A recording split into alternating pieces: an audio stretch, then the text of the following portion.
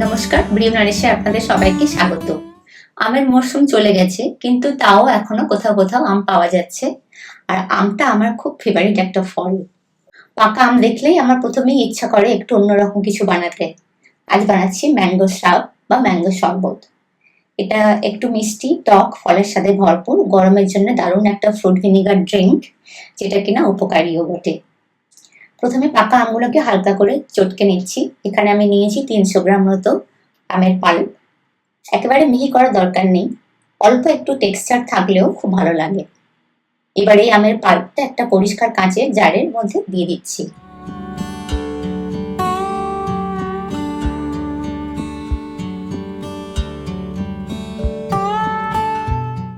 এরপর দিচ্ছি চিনি সাধারণ নিয়মে। আম, ভিনিগার আর চিনি তিনটেই সমান পরিমাণে দেয়া হয় শ্রাবে, কিন্তু আমি একটু কম মিষ্টি পছন্দ করি, তাই আজ ব্যবহার করছি মাত্র 150 গ্রাম চিনি, যেটা কিনা হাফ অফ ম্যাঙ্গো পাল্প। আপনারা নিজেদের স্বাদ মতো কম বা বেশি দিতে পারেন।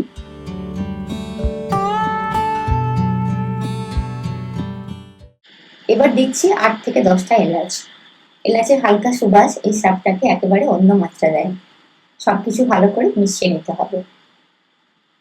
তারপর জারটা বন্ধ করে ঘরের তাপমাত্রায় রেখে দেব প্রায় 12 ঘন্টা।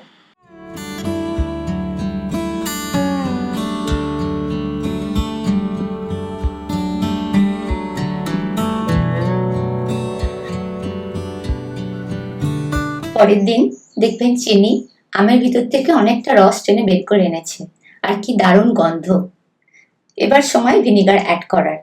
আমি আজ ব্যবহার করছি ঘরে তৈরি পিয়ার সাইডার ভিনিগার বা নাশপাতির ভিনিগার।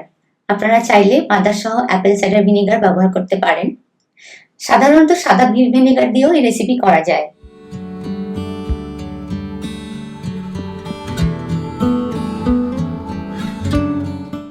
আচ্ছা, এবার সবকিছু ভালো করে মিশিয়ে নিতে হবে। তারপর জার বন্ধ করে আরো 48 ঘন্টা ঘরের তাপমাত্রায় রেখে দিতে হবে। এই দুদিন দিনে দুবার করে জারটা আলতো করে নেড়ে দিতে হবে। এতে আম আর এলাচের স্বাদ ভিনেগারের সঙ্গে খুব সুন্দরভাবে মিশে যায়। তারপর আরো দুদিন ফ্রিজে রেখে দিতে হবে। এই সময়টুকুতেই স্বাদ আরো মোলায়েম, আরো ভারসাম্যপূর্ণ হয়ে ওঠে।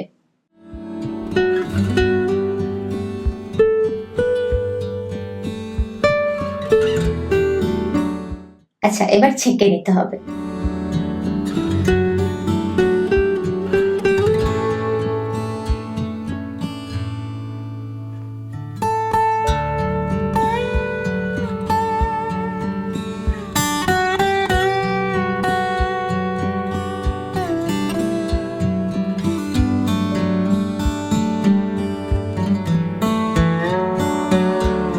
তৈরি হয়ে গেল সোনালী রঙের দারুণ সুন্দর ম্যাঙ্গো শ্রাব। আর একটা কথা, ছেঁকে নেওয়ার পর যে আমের পাল্পটা থাকবে ওটা কিন্তু একদম ফেলে দেবেন না।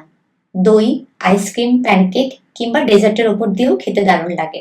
এবার বোতলটাকে ছিপি এঁটে এইভাবে ফ্রিজে রেখে দেওয়া যেতে পারে।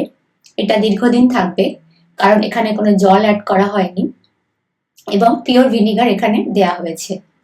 যারা নিয়মিত ভিনিগার খান, অ্যাপেল সাইডার ভিনিগার বা অন্য ভিনিগার, তারা এইভাবে পানীয় বানিয়ে খেতে পারবেন এটাকে দীর্ঘদিন ধরে।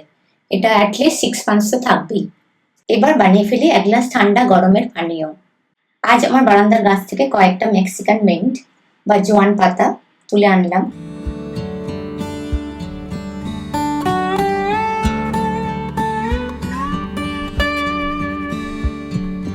এবার গ্লাসে দিলাম 3 থেকে 4 চামচ ম্যাঙ্গো শ্রাব, কয়েকটা বরফের টুকরো আর এই মেক্সিকান মিন্টের পাতা, আর প্রায় 200 মিলিলিটার ঠান্ডা জল। ভালো করে মিশিয়ে নিলেই তৈরি। এভাবে জল মিশিয়ে খেলে পানীয়টা অনেক বেশি হালকা থাকে, মিষ্টিও কম হয়, আর গরমের দিনে ভীষণ সতেজ লাগে।